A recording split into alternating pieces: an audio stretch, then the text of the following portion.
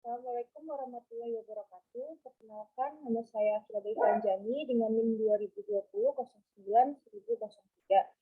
Dan teman saya Wildan Arif Prayoga dengan NIM 2020-09-1014. Di sini kami akan menjelaskan mengenai manajemen konstruksi perencanaan rumah 2 lantai.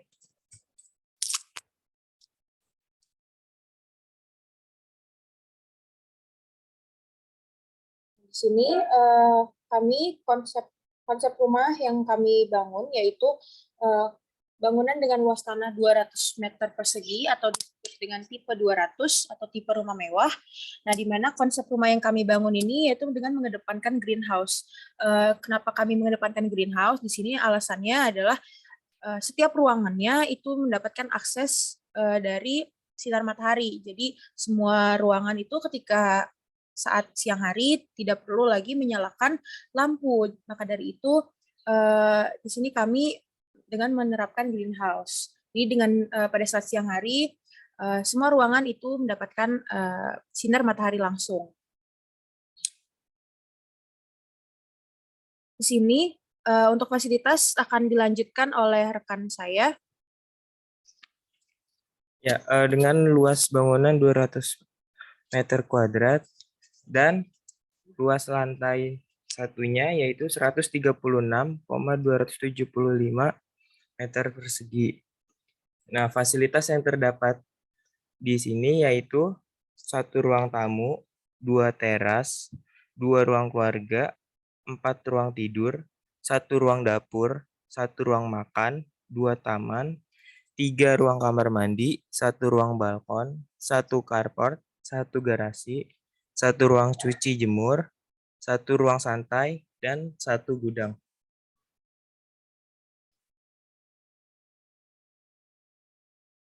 Oke. Kemudian kita masuk ke perhitungan volume.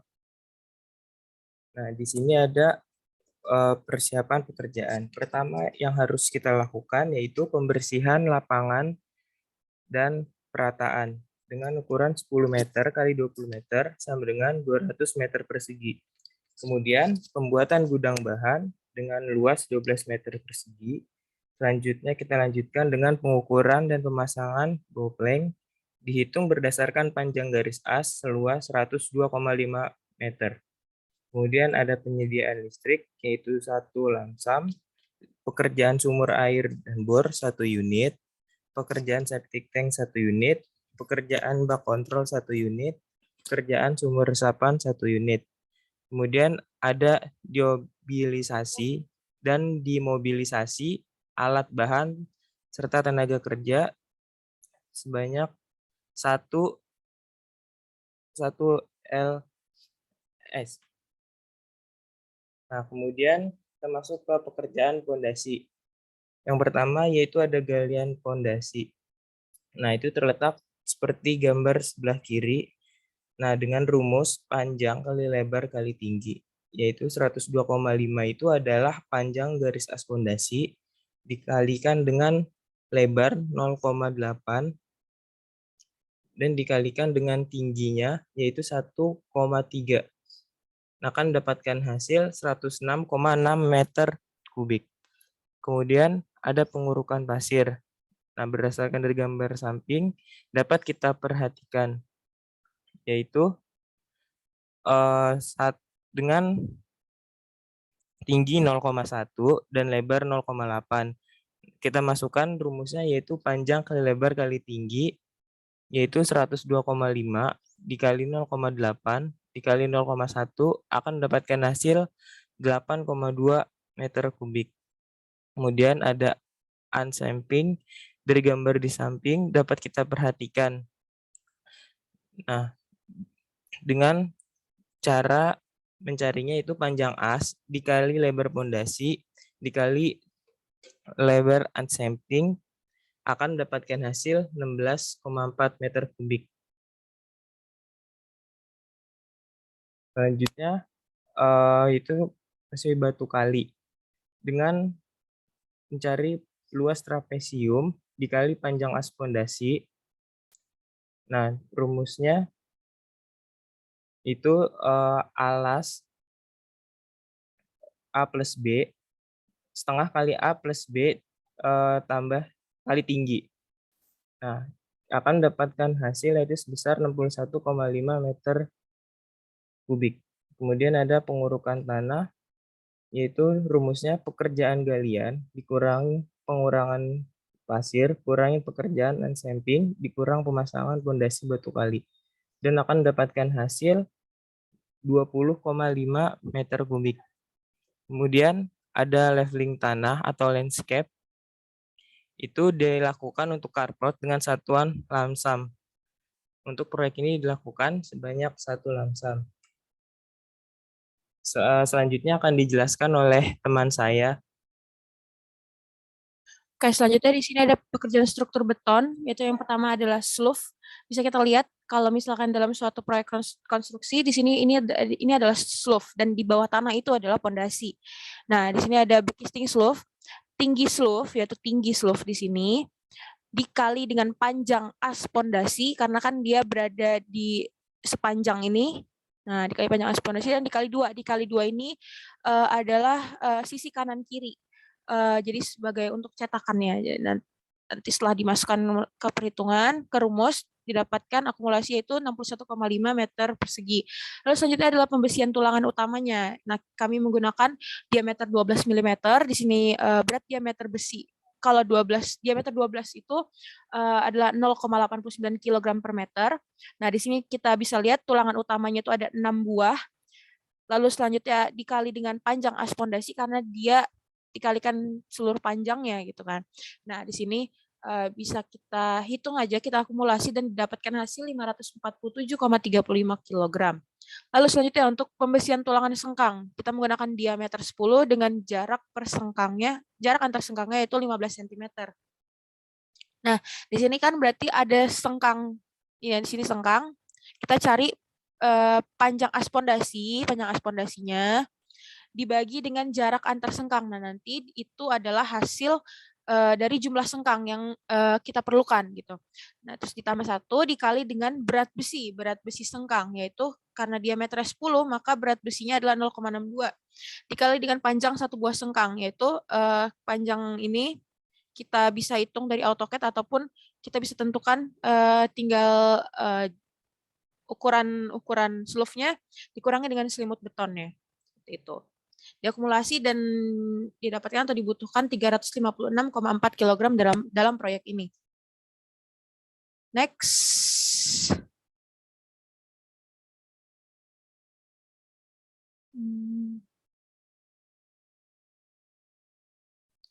Oke, lalu selanjutnya adalah tadi setelah slough kita masuk ke kolom. Nah, ini tadi kan slough itu yang bawah, selanjutnya ini adalah kolom. Nah, ini pembesian kolomnya bisa terlihat ya di samping sini. Nah, untuk luasan bekisting kolom berarti kan dari sini kita harus mencari bekistingnya yaitu 4 sisi dari si kolom tersebut. Yaitu 4 kali luas sisi kolom dikali dengan jumlah kolom. Ini jumlah kolomnya berarti kalau misalnya dihitung ada berapa biji. Nah, kita menghitungnya berdasarkan dari denah rencana yang akan kita buat. Nah, di sini setelah kita akumulasi, kita dapat hasilnya 73,6 meter persegi. Nah, pada PowerPoint ini saya hanya menjelaskan di sini hanya lantai dasar. Nih, pada lantai dasar. Untuk perhitungan lantai 1 itu sama saja dengan perhitungan lantai dasar. Tapi di sini saya cut untuk mempersingkat dari PowerPoint-nya. Lalu selanjutnya ada pembesian tulangan utama. Nah, di sini sudah terlihat ada 4 buah tulangan utama. Nah, di sini ada berat diameter besi yaitu berat diameter 12 yaitu 0,89 dikali dengan jumlah besinya. Di sini ada 4 buah dikali dengan tinggi kolom. Tinggi kolom itu tinggi bangunan berarti 4 meter dikali dengan jumlah kolom yaitu jumlah pada daerah rencana. Maka didapat kita masukkan saja angka-angka tersebut dan diakumulasi didapatkan hasil 327,52 kg. Lalu pembesian tulangan sengkang, sini menggunakan besi diameter 10 dengan jarak antar sengkangnya adalah 15 cm. Nah, di sini tinggi kolomnya dibagi dengan jarak antar sengkang, dikali dengan berat sengkang, dikali dengan jumlah kolom, dikali dengan panjang satu buah sengkang. Ini hampir sama dengan sengkang slough untuk perhitungannya. Next.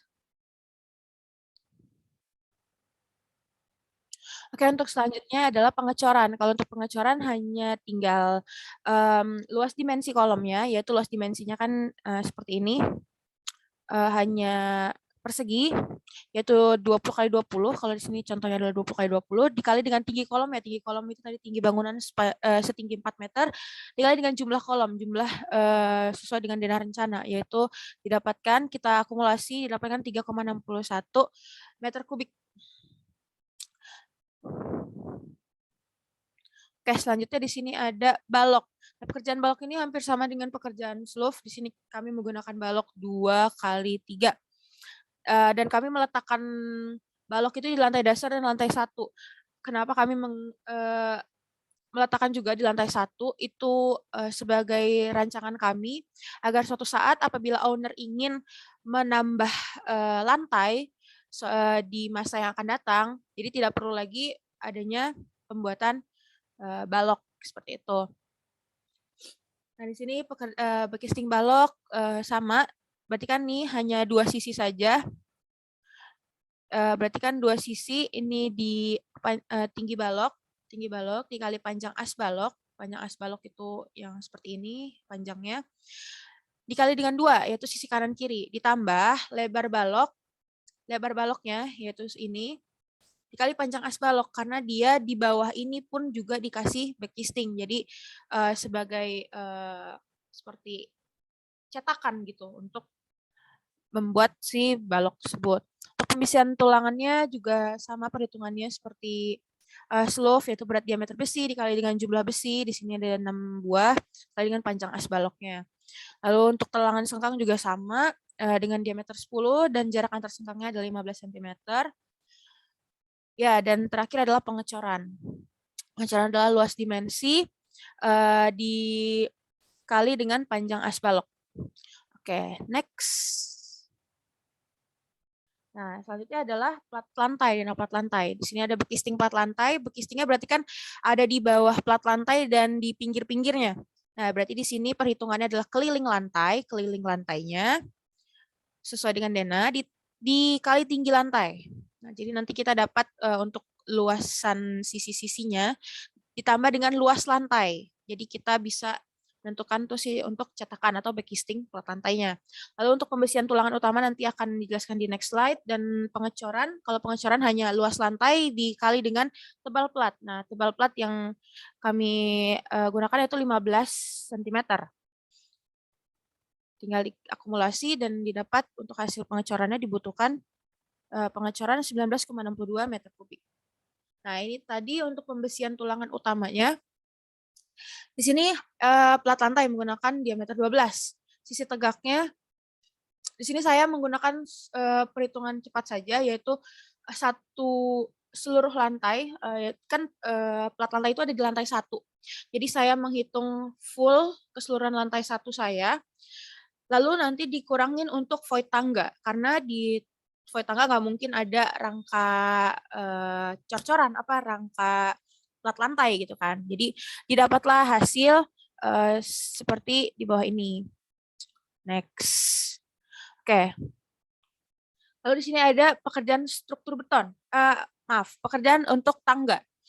Nah, di sini tangga bisa dilihat optrate dikali dengan luas dikali dengan jumlah anak tangga. Nah, di sini pada proyek rumah 2 lantai ini diketahui optrate-nya 0,3 atau tinggi dari satu anak tangga itu optrate namanya, dan L itu adalah lebarnya yaitu 1,1 meter dikali dengan anak tangganya 13 buah, maka dapat diperhitungkan untuk backisting tangganya sendiri adalah 4,29 meter persegi. Lalu untuk backisting platnya, jadi di bawah anak tangga itu ada namanya plat tangga. Nah, plat tangga ini bisa dapat kita lihat di sini untuk mencari volumenya. Lalu selanjutnya untuk backisting bordes itu dipisah dengan perhitungan plat tangga, karena kalau plat tangga kan itu miring, jadi dia menggunakan sisi miring, sedangkan bordes itu lurus, jadi bisa dilihat langsung aja dari AutoCAD dan dikalikan dengan tebalnya. Lalu selanjutnya adalah perhitungan volume backisting tangga. Nah, ini juga sama, tinggal ditambah-tambahin aja totalnya berarti kan. Nah, di sini ada pembesian tulangan. Nah, pembesian tulangan di sini saya bagi dua, yaitu ada plat dan anak tangganya. Plat dan saya bagi tiga, plat, anak tangga, dan bordes. Sini saya bagi lagi agar mempermudah, yaitu ada sisi tegak dan sisi datar. Sini didapat untuk plat tangga yaitu sebesar ini, dan untuk bordesnya yaitu sebesar ini setelah diakumulasi, dan anak tangga segini. Maka total besi utama itu 266,3 kg. Dan untuk sengkangnya, di sini kami menggunakan diameter 8, besi diameter 8 dengan jarak 15 cm. Nah, di sini untuk berat besi diameter 8 itu adalah 0,39 kg per meter. Jadi, kita akumulasikan saja, maka dapat hasilnya tulangan sengkangnya adalah 41,19 kg. Next, untuk volume pengecoran anak tangga. Nah, di sini pengecorannya anak tangga, berarti kan volume pengecoran 12 anak tangga. Kenapa 12? Karena step terakhir atau ke-13 itu adalah plat lantai gitu. Jadi tidak perlu dihitung lagi karena sudah dicor. Sama dengan 12 dikali dengan lebar anak tangga, dikali dengan tinggi anak tangga, dikali dengan panjang anak tangga, dibagi dengan 2. Nah, di sini tuh dibagi 2 karena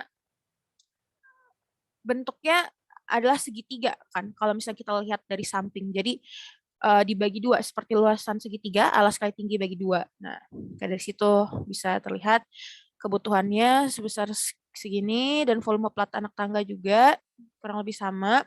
Volume bordes dihasilkan segini, dan volume total pengecorannya adalah tinggal ditambahkan saja, maka didapatkan hasil 1,91 meter kubik. Oke, selanjutnya akan dilanjutkan oleh teman saya. Ya, selanjutnya kita akan masuk ke pengerjaan carport. Nah, untuk pengerjaannya itu dengan cara mencari luas carportnya sendiri dengan cara 4 meter dikalikan dengan 3 meter. Nah, kita akan mendapatkan hasil 12 meter persegi, dan dengan tebal pengecoran yaitu 10 cm. Nah, sehingga melalui perhitungan di atas, kita akan mendapatkan volume sebesar 0,12 meter kubik.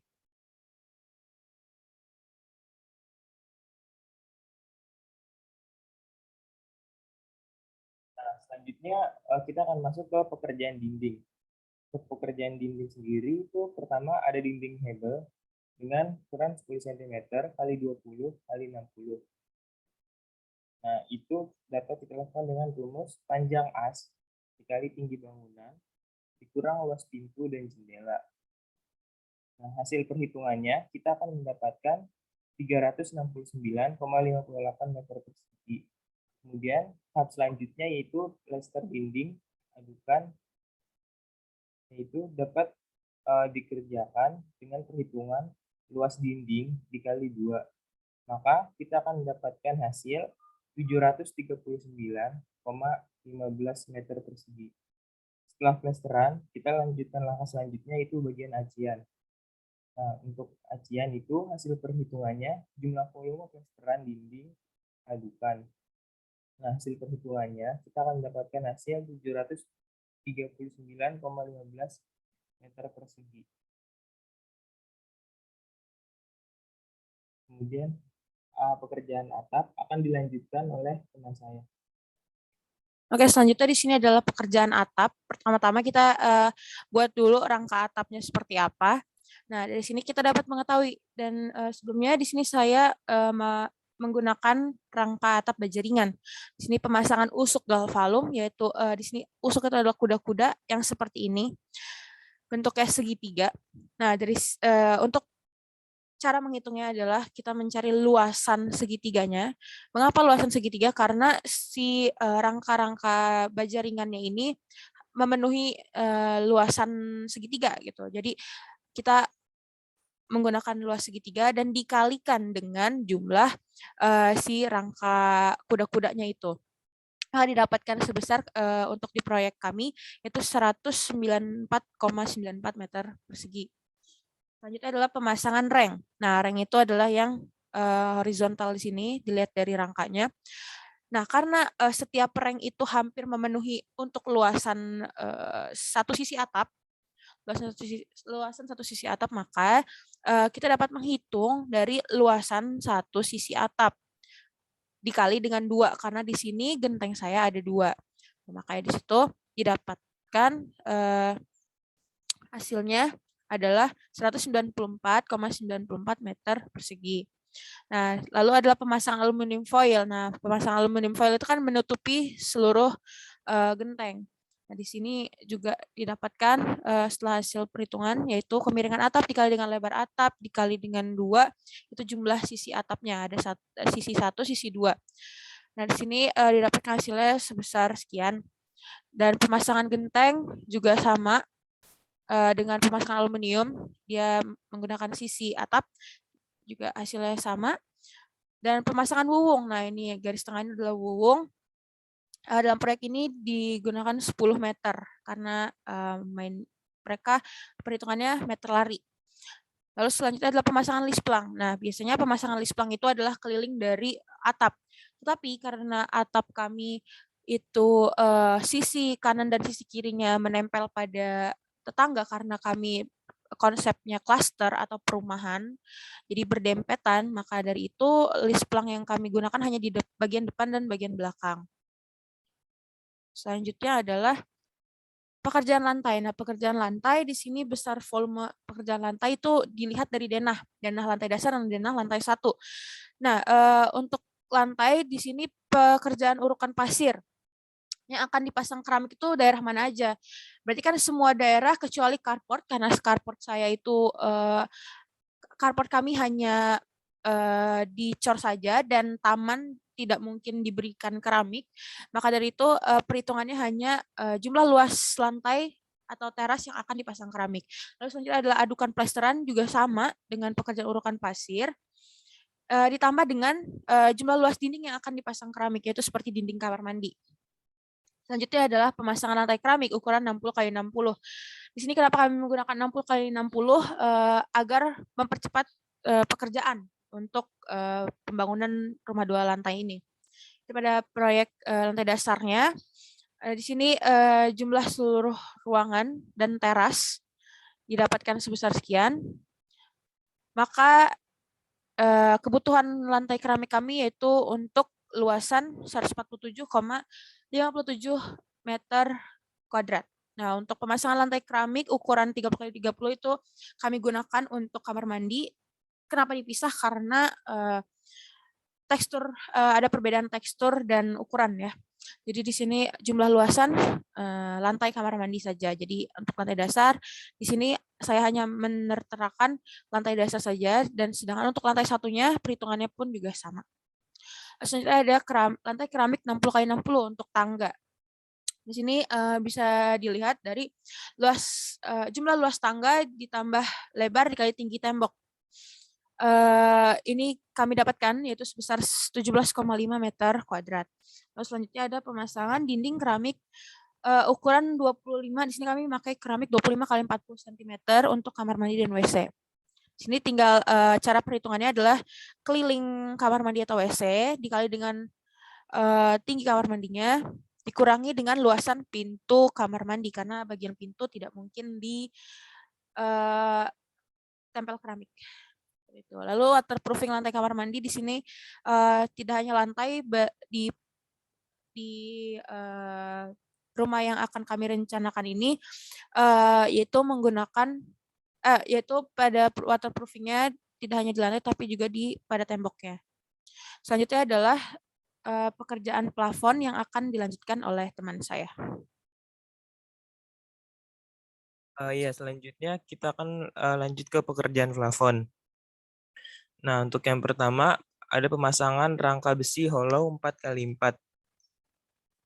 Nah, untuk pengerjaannya, hasil perhitungannya yaitu dengan cara jumlah luas seluruh ruangan dengan plafon pada lantai dasar rumah 2 lantai sebesar 95,42 meter persegi, sehingga didapatkan volume rangka besi hollow 4x4 sebesar 95,42. Kemudian kita lanjut dengan pemasangan gypsum. Nah, untuk pemasangannya itu dengan cara jumlah luas seluruh ruangan dengan plafon seperti yang saya tunjukkan di denah samping ini, itu luas seluruh ruangan sebesar 95,42 meter, sehingga volume plafon gipsam sebesar 95,42 meter persegi. Nah, selanjutnya ada pemasangan shadow line aluminium. Nah, shadow line aluminium ini dikerjakan dari hasil keliling seluruh ruangan dengan plafon pada lantai dasar pada lantai 1 rumah 2 lantai, yaitu sebesar 93,83 meter. Sehingga kita mendapatkan volume shadow line aluminium 93,83 meter. Nah, kemudian kita lanjutkan pada pekerjaan pintu dan jendela. Nah, pemasangan pintu tipe 1 atau pintu kayu. Nah, pada lantai dasar dipasang 3 unit pintu tipe 1 atau pintu kayu. Dipasang pada 2 ruang kamar dan garasi.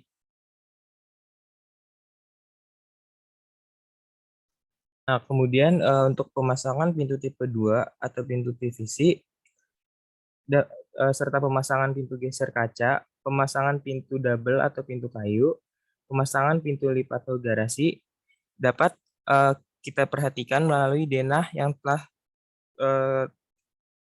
kita buat seperti gambar di atas, itu seperti gambar tampak dan gambar denah samping. Nah, kemudian pada pekerjaan jendela, yaitu pemasangan jendela hidup tipe 1, pemasangan jendela mati tipe 2, serta pemasangan roster, dapat kita lihat seperti ada denah yang di samping ini, serta tampak dari rumah yang telah kita buat.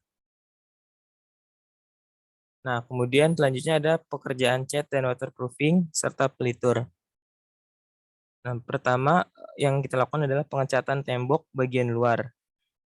Dapat dituliskan dengan mencari panjang as tembok luar kali tinggi dikurangi luas pintu dan jendela. Nah, seperti gambar samping ini. Kemudian kita akan mendapatkan hasil yaitu 172,2 meter persegi. Kemudian kita lanjut dengan pengecatan tembok bagian dalam seperti bagian dalam ruangan ini. Itu dengan perhitungannya panjang as tembok dalam dikali tinggi dikurang luas pintu dan jendela. Maka kita akan mendapatkan hasil 323,98 meter persegi. Kemudian kita lanjut pada bagian pengecatan kusen pintu dan jendela. Nah, pada pengecatan kusen pintu dan jendela ini mempunyai jumlah keliling sebesar 43,65 meter persegi. Kemudian kita lanjut pada pengecatan plafon, yaitu dengan cara perhitungannya volume pemasangan plafon gipsam. Nah, hasil dari perhitungannya kita akan mendapatkan volume pemasangan plafon gipsam yaitu sebesar 95,42 meter persegi. Nah, kemudian untuk pekerjaan instalasi air akan saya lanjutkan dengan teman saya. Oke, selanjutnya di sini adalah pekerjaan instalasi air. Di sini kami menggunakan 2 sumber air, yaitu dari PDAM dan dari sumber air atau air tanah. Nah, di sini kami menggunakan pipa air bersih diameter 3/4 inch dan pipa air bersih diameter 0,5 inch dengan merek Wavin AW. Nah, di sini untuk 3/4 itu dapat digunakan pada toren dan untuk menyebarkan ke bawah hingga lantai dasar. Lalu selanjutnya untuk pipa air bersih yang diameter 0,5 itu digunakan untuk mengaliri air-air dari pipa utama yang 3/4 ini ke keran-keran yang akan dipasang. Selanjutnya, di sini ada pemasangan pipa air bekas maksudnya. Di sini ada air bekas yaitu diameter 4 inch karena air bekas itu tidak ada padatan yang mengalir. Nah, sedangkan untuk pipa air kotor ini pipa yang berasal dari kloset atau WC dan dialirkan langsung ke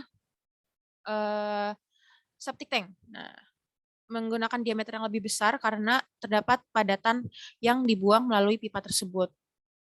Selanjutnya untuk pemasangan ini pada di denah air bersih itu juga kita menggunakan booster pump merek Shimizu dan pemasangan toren air untuk di lantai atas. Lalu selanjutnya ada pekerjaan sanitasi untuk keran. Di sini kami menggunakan keran, floor drain, wastafel, kloset duduk, shower, kitchen sink, bathtub.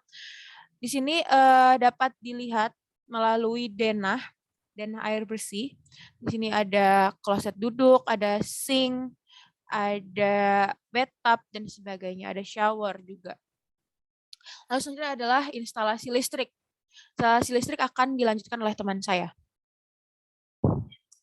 Ya, selanjutnya kita masuk ke pekerjaan instalasi listrik.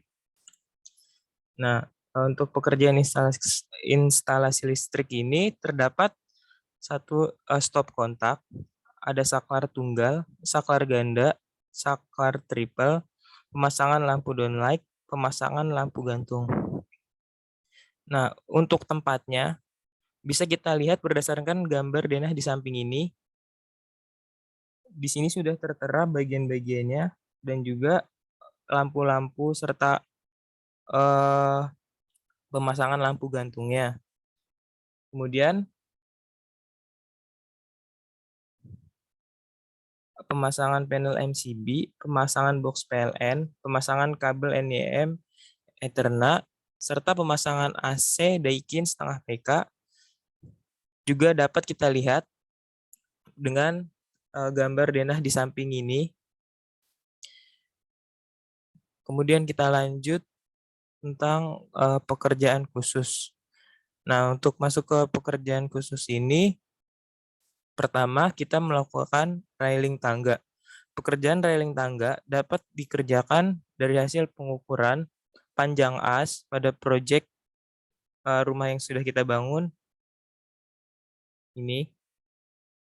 Nah, itu membutuhkan 5,87 meter railing tangga. Kemudian pekerjaan railing balok seperti balkon seperti pada bagian yang saya tunjuk ini. Nah, di sini kita membutuhkan 11,4 meter railing balkon. Nah, kemudian ada pekerjaan landscape. Pertama, pekerjaan vegetasi, yaitu penanaman rumput Jepang pada bagian sini dengan luas tanah yaitu 40,35 meter persegi. Kemudian ada pekerjaan akhir yaitu pembersihan. Pembersihan akhir yaitu 1 lamsam.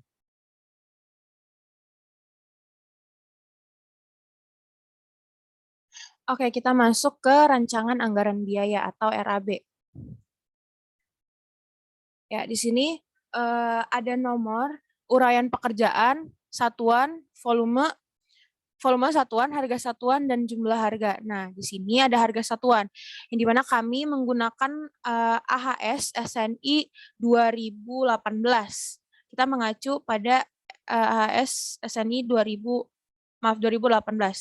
Nah, di sini kita sudah dapat harga satuannya, sudah kita inputkan, lalu kita kalikan untuk mendapatkan jumlah harga pada setiap item pekerjaan.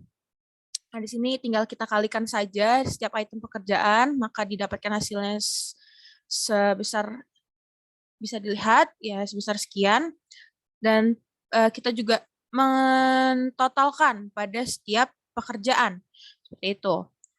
Lalu ini kita hitung terus hingga pekerjaan terakhir. Itu ada seperti finishing. Nah, nanti setelah di subtotal, setelah setiap pekerjaan-pekerjaan itu sudah ada subtotalnya, maka kita totalkan semua subtotal pekerjaan. maka didapatkan hasil yaitu 1.300.031.187, maaf, 1.381.187.379. Maka setelah itu, setelah kita merincikan tadi ada sub pekerjaan dan item-item pekerjaannya, maka kita buatlah RAB kumulatif. Nah, di sini ada RAB kumulatif berdasarkan setiap lantai, ada lantai dasar, lantai 1, dan finishing. Kita kita rangkum setiap sub pekerjaan tadi atau sub totalnya. Setelah kita rangkum, di sini kita dapatkan sub total hasilnya, yaitu 1.300.000.000 tadi. Lalu kita tambahkan jasa kontraktor 10% dari total pekerjaan, maka didapatkan hasil 10% dari subtotal ini adalah 133 juta sekian. Dan total biaya pelaksanaan untuk total biaya pelaksanaan itu adalah subtotal ditambah dengan jasa kontraktor, yaitu sekitar 1.464 juta. Nah, maka kita bulatkan yaitu 1.464.500.000 rupiah. Nah, di sini kenapa tidak perlu ada lagi biaya atau jasa tukang? Karena dalam AHS itu sudah include dari bahan dan harga tukang itu sendiri. Lalu selanjutnya adalah scheduling dan bobot. Nah, scheduling dan bobot ini adalah jadwal perencanaan pembangunan rumah 2 lantai ini dibuat berdasarkan bobot pekerjaan.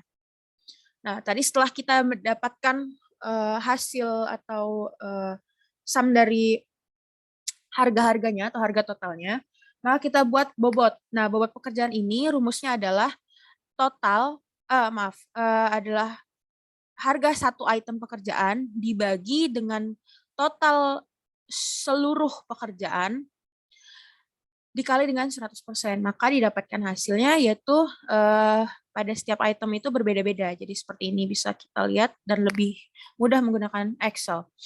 Nah, dari sini setelah kita mendapatkan bobot, yaitu kita bisa membuat schedule. Kita membuat schedule setelah saya merencanakan dan ternyata didapatkan kurang lebih perkiraan pembangunan rumah 2 lantai ini yaitu kurang lebih 3 bulan lamanya. Ini bisa kita lihat. Nah, dari sini kita totalkan di setiap minggunya, lalu kita jumlah, setelah itu kita akan mendapatkan kurva S-nya. Nah, di sini adalah kita masuk ke kurva S, yaitu penggambaran kemajuan kerja atau bobot persen kumulatif pada sumbu vertikal terhadap sumbu horizontal. Nah, kemajuan ini biasanya diukur terhadap jumlah uang yang telah dikeluarkan oleh proyek. Di sini kita lihat ada kemajuan pekerjaan kumulatif. Nah, di sini bisa kita lihat kurva S-nya seperti ini, hingga terakhir yaitu tahapnya sudah selesai, karena sudah mencapai 100%. Ya, mungkin sekian dari kelompok kami, kurang lebihnya mohon maaf. Wassalamualaikum warahmatullahi wabarakatuh.